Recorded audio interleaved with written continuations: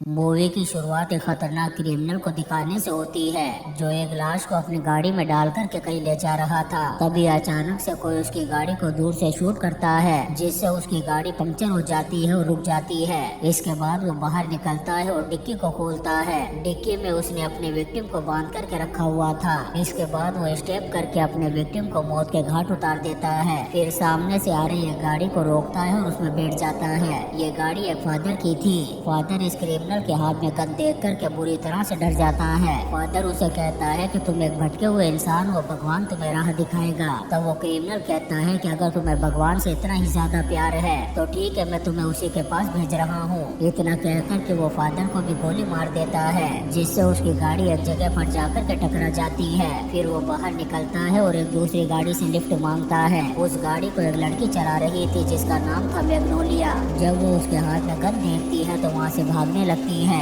लेकिन ये क्रिमिनल जबरदस्ती उसकी गाड़ी में बैठ जाता है। इसके बाद वो मैग्नोलिया से छेड़छाड़ करने लगता है और उसे एक सुनसान जगह पर ले जाता है और मैग्नोलिया के साथ जबरदस्ती गलत काम करने लगता है। जब वो पूरी तरह से थक गया था तभी मैग्नोलिया अपने बालों में से एक क्लिप निकालती है और उसके सर में घुसा देती है, जिससे उस क्रिमिनल की वहीं पर मौत हो जाती है। इसके बाद मैग्नोलिया उसकी बॉडी को एक पॉलीथीन में पैक करके अपनी गाड़ी में रखती है और निकल जाती है उसे लेकर के अपने घर की तरफ। रास्ते में वो एक पेट्रोल पंप पर रुकती है, जहां वो एक आदमी को देखती है जो उसे चेकआउट कर रहा था। इसके बाद मैग्नोलिया अपनी आंटी ली के घर जाती है। तब आंटी उससे पूछती है कि तुमने इतनी देर कैसे लगा दी। तब मैग्नोलिया बताती है कि रास्ते में एक आदमी मिल गया था, उसने गन दिखाकर कि मेरे साथ गलत काम किया, लेकिन मैंने उसका काम तमाम कर दिया। मैं उसकी बॉडी को लेकर के आई हूँ ताकि हम उसे काम में ले सके। यह सुनकर के आंटी ली उस पर गुस्सा करती है और कहती है कि तुम अकेले इस तरह से मत घूमा करो।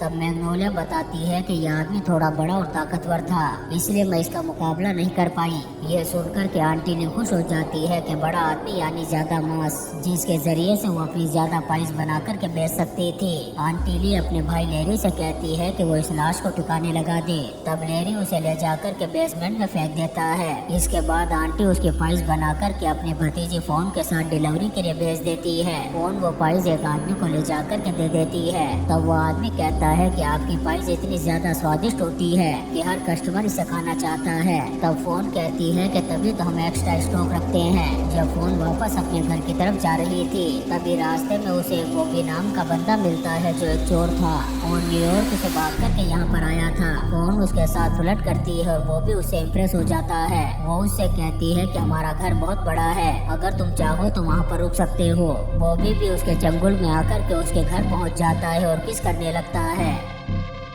और फोन जब वहाँ से जाती है तब वो भी दीवार पर लगी हुई एक तस्वीर को देखता है, जिसमें से काफी बदबू आ रही थी, मानो किसी इंसान की स्किन से बनाई गई हो। तभी फोन आती है और बॉबी से कहती है कि अब हम रूम में जा सकते हैं, लेकिन इससे पहले तुम स्टोर में जाकर के वाइन ले लो। अब बॉबी जैसे ही स्टोर रूम में जाता है तभी फोन बाहर से दरवाजे को बंद कर देती है। इसके बाद वो एक बटन दबाती है जिससे स्टोर रूम में ब्लेड निकल कर के आती है और अंदर बॉबी का काम तमाम हो जाता है। इसके बाद वो उसकी बॉडी को बेसमेंट में फेंक देती है ताकि आंटी ली उसकी पाइस बना सके। उधर एरिया का चीफ जब रास्ते से जा रहा था तभी उसे कोरल मिलती है जो आंटी की ही नीस थी। वो गाड़ी रोक कर के कोरल से पूछता है कि क्या तुम्हें कोई प्रॉब्लम है। तब कोरल बताती है कि हाँ, मेरी गाड़ी खराब हो गई है। ये सुनकर के वो उसे लिफ्ट देता है और घर छोड़ता है। आंटी जब कोरल को देखती है तो उससे पूछती है कि आखिर तुम इतना लेट कैसे हुई। तब वो बताती है कि मेरी गाड़ी खराब हो गई थी और शेरिफ ने उसकी हेल्प की और उसे यहाँ पर ला कर के छोड़ा। ये सुनकर के आंटी खुश हो जाती है और शरीफ को इनवाइट करती है घर में आने और खाना खाने के लिए। वो उसे अपने मीट पाइस खिलाती है जिसे खाकर के चीफ बहुत ज्यादा खुश हो जाता है। वो उसे कहता है कि मैंने कई बार मीट पाइस खाए हैं, लेकिन इसका टेस्ट तो सबसे अलग और बहुत ज्यादा मजेदार है। आंटी कहती है कि यह उसकी एक सीक्रेट रेसिपी है जिसे वो रिवील नहीं कर सकती। यही आंटी की एक और निज पैदरा होती है जो उस शरीफ का शुक्रिया अदा करती है उसकी बहन कोरल को यहाँ पर लाने के लिए। अब चीफ के जाने के बाद कोरल और पैदरा में बहस हो जाती है कि दोनों में सबसे ज्यादा खूबसूरत कौन है। तभी आंटी आती है और कहती है कि वो इस तरह से बहस ना करे, तुम दोनों ही बहुत खूबसूरत हो और मुझे अपनी नीच पर नाज है। उधर चीफ जब अपने ऑफिस जा रहा था तभी उसे रास्ते में लेरी मिलता है। चीफ उससे पूछता है कि वो कहाँ जा रहा है। लेरी उसे बताता है कि वो कोरल की कार को ठीक करने जा रहा है। तब चीफ उसे वहाँ तक लिफ्ट देता है और कहता है कि वो फौरन इस कार को ठीक करके आंटी के पास ले जाए। उधर आंटी कोरल और पेद्रा को शिकार करने के लिए भेजती है और मैग्नोलिया से वेजिटेबल्स कटवाती है क्योंकि बहुत जल्द उनके शिकार यहाँ पर आने वाले थे। फिर हमें एक प्राइवेट डिटेक्टिव दिखाया जाता है जो बॉबी की तलाश में आया था। बॉबी के पेरेंट्स काफी परेशान थे कि वो अचानक से कहाँ गायब हो गया, इसीलिए उन्होंने उस डिटेक्टिव को रखा था ताकि वो बॉबी का पता लगा सके। वो डिटेक्टिव पुलिस स्टेशन जाता है और उस शेरिफ से मिलता है और उसे बताता है कि वो बॉबी की तलाश करने के लिए आया है। वो शेरिफ को बॉबी की फोटो दिखाता है। तब शेरिफ कहता है कि मैंने इस लड़के को पहले यहाँ पर कभी नहीं देखा और अगर मुझे उसके बारे में पता चलेगा तो मैं तुम्हें जरूर बताऊंगा। उधर लेरी गाड़ी को ठीक करने के बाद उसे घर ले जाता है। इधर मैग्नोलिया घर का सामान लेने के लिए बाहर जाती है। तब उसकी नजर पड़ती है उस डिटेक्टिव पर। वो देखती है कि ये तो वही आदमी है जो उसे पेट्रोल पंप पर चेकआउट कर रहा था।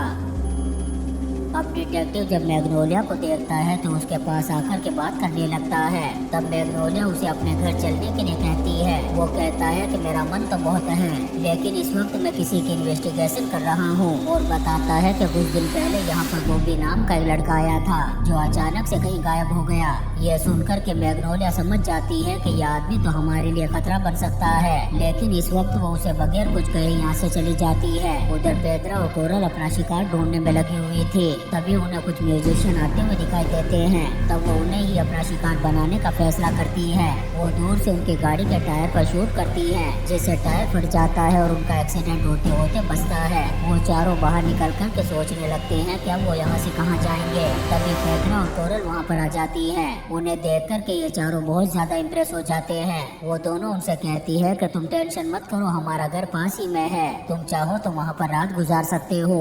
इसके बाद वो उन चारों को लेकर के अपने घर जाती है जहाँ पर आंटी उनका वेलकम करती है। वो चारों इन्हें बताते हैं कि अगले दिन हमारा प्रोग्राम है जहाँ पर हम परफॉर्म करने वाले हैं। आंटी उनके सामने एक फेक कॉल करती है मैकेनिक को और कहती है कि वो जल्दी आकर के उनकी गाड़ी को ठीक कर दे। तभी उनमें से एक बंदा आंटी से फोन मांगता है और कहता है कि मेरी बात कराओ मैकेनिक से, लेकिन आंटी फोन देने से मना कर देती है। इधर मैग्नोलिया जब घर आती है तो आंटी की सीक्रेट डायरी में नाम चेक करती है। उसे उसमें बॉबी का नाम मिलता है जिससे वो समझ जाती है कि हमने बॉबी को मारा है। वो आंटी को बताती है कि यहाँ पर एक डिटेक्टिव आया है बॉबी का पता करने के लिए और अगर उसने पता लगा लिया कि उसे हमने मारा है तो हमें कोई भी नहीं बचा पाएगा। उधर लेरी जब पेट्रोल पंप पर गैस भरवा रहा था तभी शेरिफ आता है और उसकी डिक्की में बहुत सारा सामान देखता है। तभी उसकी नजर एक काली पन्नी पर पड़ती है जिसे वो खोल करके देखता है। उसके अंदर कुछ मानव अंग थे जिसे देख कर के वो हैरान रह गया था। उसे लगता है कि लेरी ने इसे मारा होगा,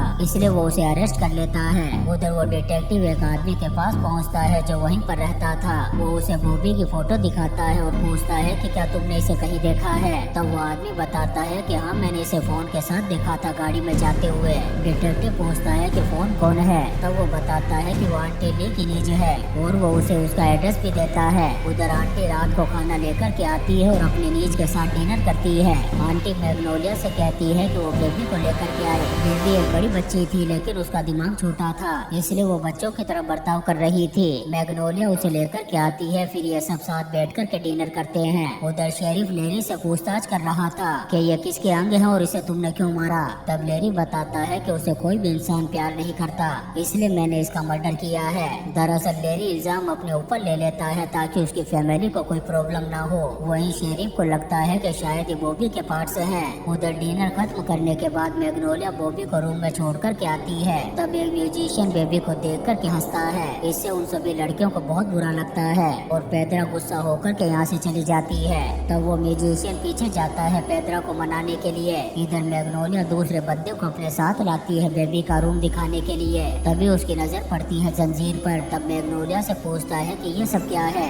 मैग्नोलिया कहती है कि इन जंजीरों से तुम्हें बांध कर के मैं तुम्हारे साथ एंजॉय करूंगी। इसके बाद वो उसे बांध देती है। तभी बेबी आती है और उसे मारने लगती है। वो बंदा चिल्ला कर के मैग्नोलिया से कहता है कि प्लीज मुझे बचाओ, लेकिन मैग्नोलिया उसे देख कर के हंसने लगती है और उस बंदे की वहीं पर मौत हो जाती है। उधर वो बंदा पेड्रा को मनाने की कोशिश करता है तब वो मान जाती है। इसके बाद वो उसे बेसमेंट में लेकर के जाती है। उधर फोन भी एक बंदे को अपने रूम में ले जाती है। तब वो देखता है कि इसका रूम तो बहुत अजीब है। तभी अचानक से वो उस पर वार करके उसका काम तमाम कर देती है। उधर बेसमेंट में वो बंदा देखता है कि वहाँ पर बहुत सारा मीट पड़ा है, लेकिन उसे लगता है कि शायद ये किसी जानवर का होगा। जब वो एक डोर खोल करके देखता है तो अंदर एक आदमी की सीढ़ी थी, जिससे वो बुरी तरह से डर जाता है। लेकिन तभी पेत्रा एक हुक से लटका करके उसका काम तमाम कर देती है। उधर कोरल भी एक लड़के को ले जाती है अपने रूम में। तब वो लड़का देखता है कि वहाँ पर बहुत सारे सांप हैं, जिससे वो घबरा जाता है और कोरल से पूछता है कि ये सब क्या है। तभी कोरल सांप के 2 दांत घुसा करके उसका भी काम तमाम कर देती है। उन चारों को मारने के बाद ये लोग उनका पाइस बनाते हैं। तभी उनकी डोरबेल बजती है और मैग्नोलिया जाती है दरवाजा खोलने के लिए। तभी वो उस डिटेक्टिव को देखती है जो उनके घर आ चुका था। मैग्नोलिया उसे ड्रिंक पिलाती है। वो बंदा उससे कहता है कि मुझे फोन से मिलना है। तब मैग्नोलिया कहती है कि वो स्विमिंग पूल में नहा रही है, तो तुम वहीं पर चले जाओ उसे मिलने के लिए। वो डिटेक्टिव जब पुल के पास जाता है तो फोन उसे पानी में खींच लेती है। तभी मैग्नोलिया और उसकी बाकी बहनें भी आ जाती है पानी में। ये सभी मिलकर के उस डिटेक्टिव के साथ मस्ती करती है। तभी उनके सामने आंटी आती है जिसने ब्लैक कलर की ड्रेस पहनी हुई थी। वो ऊपर देख कर के लूसीफर की पूजा करती है और कहती है कि वो इसे एक्सेप्ट करे। तभी वो सारी लड़कियां उस डिटेक्टिव पर स्टेप करके उसे जान से मार डालती हैं। अगली सुबह शेरिफ लेरी को लेकर के आंटी के पास आता है। वो उसे बताता है कि लेरी ने एक मर्डर कर दिया है। यह सुनकर के आंटी रोने का नाटक करती है और लेरी से कहती है कि तुमने ऐसा क्यों किया। फोन चीफ से रिक्वेस्ट करती है कि प्लीज लेरी को छोड़ दो, आइंदा से वो ऐसी गलती नहीं करेगा। लेकिन चीफ कहता है कि ये मर्डर का केस है, इसलिए मैं इसे नहीं छोड़ सकता। यह सुनकर के फोन उससे कॉफी के लिए पूछती है। तब शेरिफ कहता है कि ब्लैक कॉफी लेकर के आए। तभी फोन डिसमोश का बटन दबाती है और चीफ से कहती है कि वो उसकी मदद करे। चीफ उठ कर के आता है और ड्रेनेज में हाथ डालता है। तभी आंटी ब्लेड का बटन दबा देती है, जिससे चीफ के हाथ की ऐसी की तैसी हो जाती है। आंटी चीफ से कहती है कि मेरे भाई को मुझसे कोई भी अलग नहीं कर सकता। इसके बाद ये सभी मिलकर के चीफ को भी दूसरी दुनिया का मुसाफिर बना देती हैं। और इसी सीन के साथ ये शानदार मूवी आंटी लीज मीट पाइस खत्म हो जाती है। दोस्तों, हम आपके लिए ऐसी ही इंटरेस्टिंग मूवीज एक्सप्लेन करते रहेंगे, तो आप चैनल को सब्सक्राइब जरूर करें और लाइक और कमेंट्स भी करें। Thank you.